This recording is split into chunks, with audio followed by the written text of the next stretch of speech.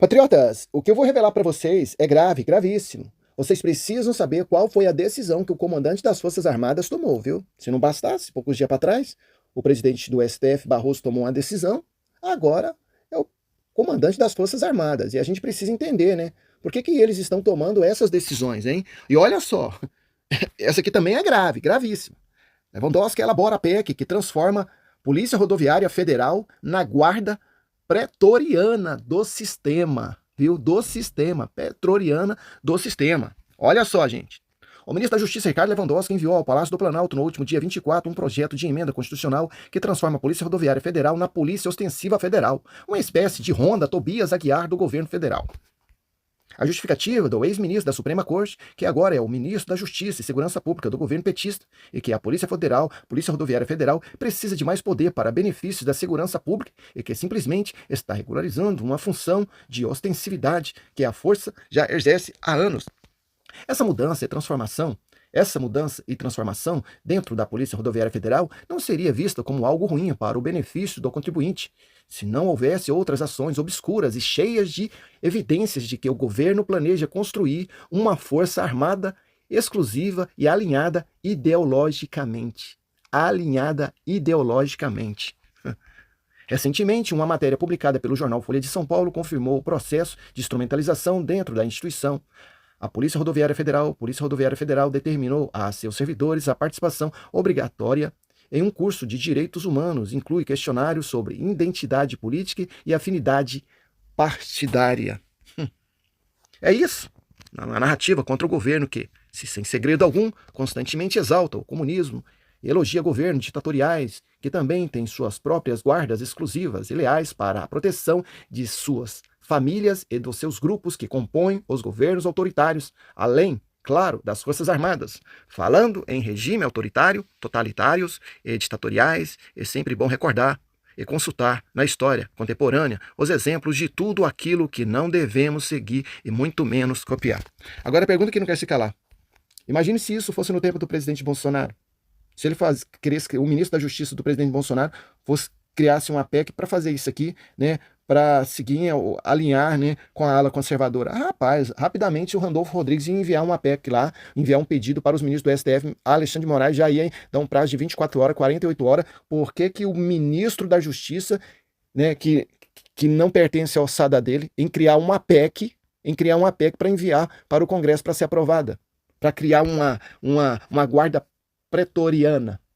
Gente, a coisa é pior do que a gente possa imaginar. Mas vem comigo para vocês entenderem qual foi a decisão do comandante das Forças Armadas.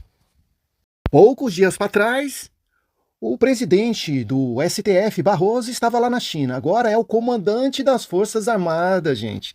O que será que eles estão querendo com a China, hein? O comandante do Exército Brasileiro busca retomar parceria pragmática com a China. Depois das tuitadas do Elon Musk, né? Congresso americano, o general Thomas Miguel Ribeiro Paiva, comandante do Exército Brasileiro, esta semana na China, onde se reunirá com altos escalões militares da ditadura comunista asiática. A China tem ganhado destaque como potência no setor de defesa nos últimos anos. O objetivo do Brasil, conforme a estratégia do Itamaraty, é manter uma abordagem pragmática com Pequim, ao mesmo tempo que preserva boas relações com o Ocidente. O Brasil busca restabelecer a cooperação militar que mantinha com a China antes da pandemia, especialmente através do reativamento do programa de intercâmbio acadêmico. Em 2018, havia 14 militares brasileiros estudando na Universidade de Defesa Nacional do Exército de Libertação Popular, ELP, em Pequim. Atualmente, esse número reduziu para apenas 3, focados em disciplinas estratégicas e administrativas. Para o Comando Militar Brasileiro, aumentar esse contingente representa uma oportunidade de adquirir novos conhecimentos.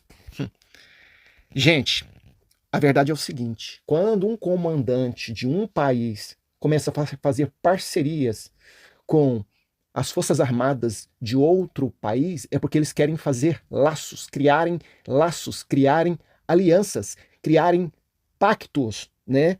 Tanto da soberania da China, como também da soberania do Brasil. Poucas semanas atrás, o Putin foi lá na Coreia do Norte e fez um pacto com a Coreia do Norte. Caso se algum outro país invadisse a Coreia do Norte, a Rússia ia intervir. E caso se invadisse a Rússia, a Coreia do Norte invadir. Essas alianças que eles gostam de fazer. Mas agora, o que tem a ver o Brasil com a China? Tudo bem. Se for para vender, né, minério, vender qualquer coisa, né, que o Brasil vai lucrar, tudo bem. Mas fazer aliança desse tipo, aqui na matéria diz claramente, ditadura. É um país onde reina a ditadura.